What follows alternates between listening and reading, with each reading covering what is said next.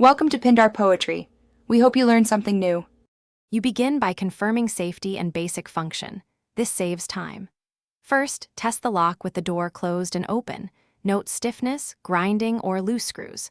Once done, remove the strike plate screws and inspect latch alignment. Take photos so reassembly matches original orientation.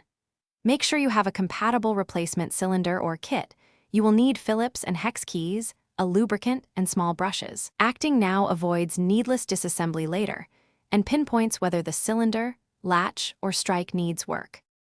You proceed by removing the interior trim and exposing the mounting bolts. Keep screws organized. Once the lock chassis is accessible, unscrew and slide out the cylinder while supporting the tailpiece.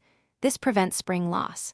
Inspect the cam, tailpiece, tumblers, and springs for burrs, corrosion, or broken parts. Use a flashlight to examine seating surfaces.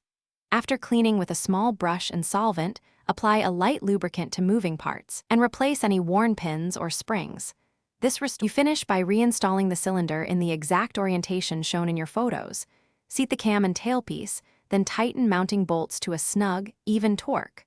Once reassembled, test the lock 10 to 15 times, turn the key, operate the handle, and close the door to confirm proper latch engagement.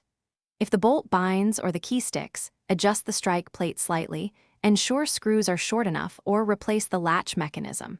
If problems persist, clean debris from the door frame and retest.